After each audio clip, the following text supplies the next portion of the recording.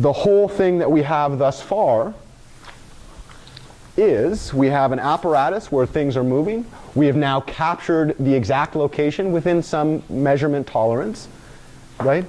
If I did it with a ruler, I'd have a measurement tolerance. If I did it with a camera, I have a measurement tolerance. So they're not exact measurements, but this is true for any observation that I make, right? Then I get a description of the exact location of both center of masses, and the question that I then have, how can I capture that description mathematically? If I can do that, how can I then use that intuition to study similar problems? And this is where I would ask you,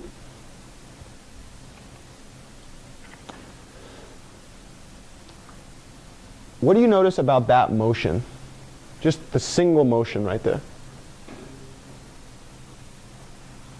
What type of function describes that motion?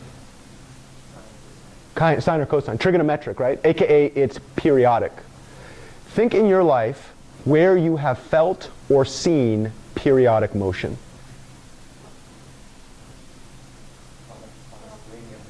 Okay, that's a really nice one. My son has definitely said as a 2-year-old, he doesn't speak English, but he does say simple harmonic motion. He does say it, he says it, he goes, it's not quite articulate yet, but he'll get there. My wife always laughs when he comes home and he goes, simple harmonic motion? I'm like, yep, you got it, but. Okay, so it's definitely swings. What else? Say it again. Metronomes, yeah, for sure. But there's a lot of, anybody ever put a brake on in a car and your steering wheel shakes?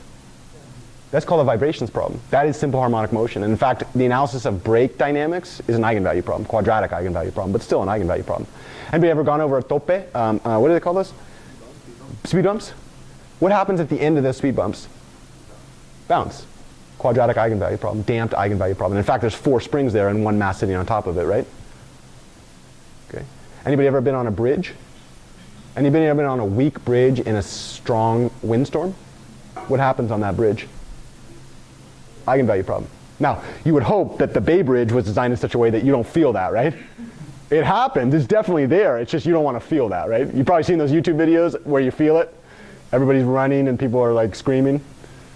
Let's not be one of those engineers, right? Mike's experience of being in a building, can you guess all the type of people that would want to study the dynamics of how buildings react to earthquakes? Probably get paid quite a lot of money to make sure that the building doesn't fall over, right? People, I mean, that's equivalent to a doctor. Doctors save lives, engineers save lives. One of them does it after the fact of the emergency. The other one does it before the fact of the emergency, right?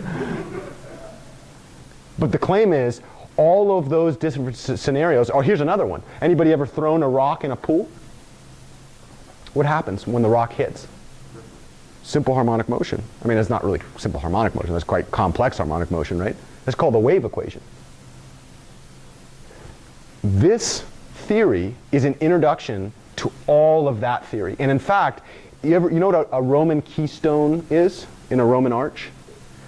Roman arch don't have any support other than the stones themselves. So basically you put a bunch of stones and then you put a stone right in the middle, and the forces of the stone on the sides go into the stone in the middle, and if you take that stone in the middle out, guess what happens to the arch? Falls down. This is the Roman keystone to all vibrations analysis. This problem, this introductory problem, the 2-mass, 3-spring system, is an introduction to an entire field of mathematics. You don't have to choose this one. You could choose torsional oscillations. There's many, many different oscillations, but this is the one that I think is most pure. And so what that means is if we can, the way I always think about this is if you can get a really, really strong foundation of what's happening here, and then you go out into other spaces, what we've learned from this standpoint, we can build intuition on the more complex scenarios from this standpoint, right? So from that standpoint, and then the funny thing about this is this problem begets the eigenvalue problem, and that's where I'd like to start. If it's okay with you, I'd like 15 more minutes and then we'll take a break. Think you can handle that? Me too. Can I go over here?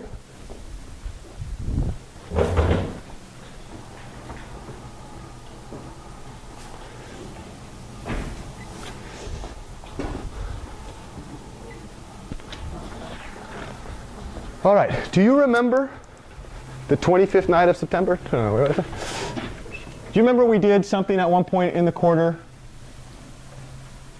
That was actually the introduction, the one that I chose to focus on this quarter. There's you name the field, there are entire worlds of mathematical modeling problems in every field that you all are proposing to study.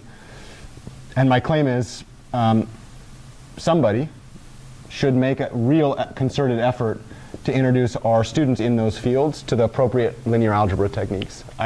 In the first 10 years of my career, I will focus on a subset of those. Do you remember this problem?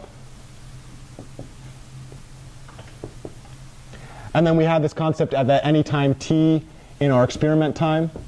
And you can think literally in this case, it's the time that the video starts to the time that the video ends in terms of what we actually analyze on tracker, right? And you remember what we did in this case?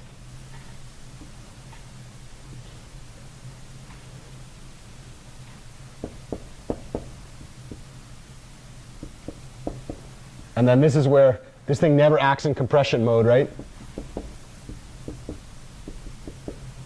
You remember what we called the location of the center of mass in this case? And then we define the u sub I guess we could call it u sub 1 of t equals x1 of t minus x1. U sub 2 of t equals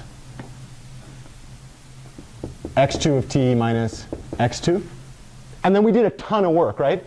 In fact, we did this in 2 different cases. We did it in the original lecture notes, which was the 3 spring 2 mass, right? And then we also did it in the exam, actually 2 separate exams, maybe 3 separate exams, in fact. Whoa, interesting. Where we ended up with a system that looked like this, right? M u double dot plus ku equals F sub e, where F sub e was some external force, right? And in this case, do you remember the exact format of these matrices? M was a type of matrix is that? Diagonal matrix where the individual masses, which were actually kilogram masses that we measured using a scale, right, was on the diagonal. These were now the second derivative of the corresponding displacement function. What's another way to say second derivative? Acceleration. It's the way that the velocity is changing, basically. This matrix K, do you remember what we said about K?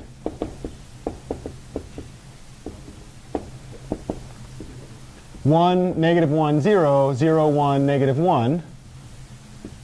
This thing was K1, 0, 0, 0, K2, 0, 0, 0, K3, multiplied by 1, negative 1, 0, 0, 1, negative 1.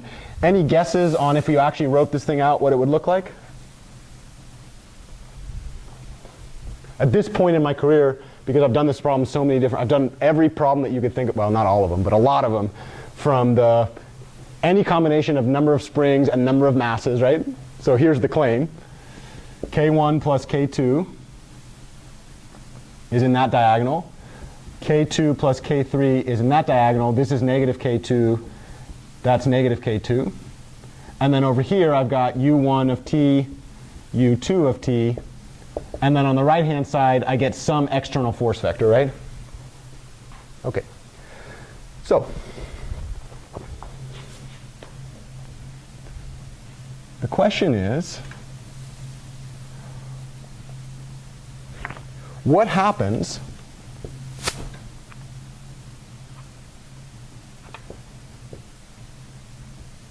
when we change this system from having spring, mass, spring, mass, spring, to no longer having spring, mass, spring, mass, spring, but instead you have 2 pendulums with a spring in between. And the reason that I want to call this K2, could you imagine? What is K2 over in this system?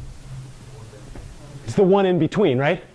OK, so because there's only one, we really should call this K, right?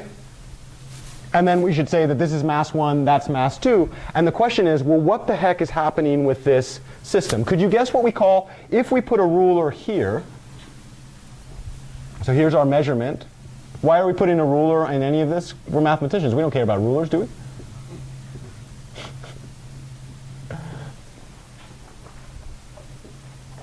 Certainly in math class we don't, but if we're any other major, raise your hand if you're not a math major. It's usually all but about 1 or 2. So the rest of us actually have to get paid, right? So what's the ruler allowed us to do? Yeah. So could you guess what we call, if you let this thing come to a rest right at the bottom here, could you guess what we call that? x1. What's another way to say x1? It's the position of mass 1 at equilibrium, right? When the thing comes to rest with no forces and no acceleration. Could you guess what we do here? What we call that piece? Yeah, so this is now x1 of t, and what's x1 of t? Yeah, position of time t. Could you measure that? Well, could Mike measure that? In fact, Mike came up with more than I could ever dream with the help of Douglas Brown, right? That's why we say management and labor. Some people are valuable and others just kind of glom onto their coattails, right? Thanks, Mike, for dragging me along. All right, what about this one? x2 of t. And then in between here, could you guess what we call these measurements?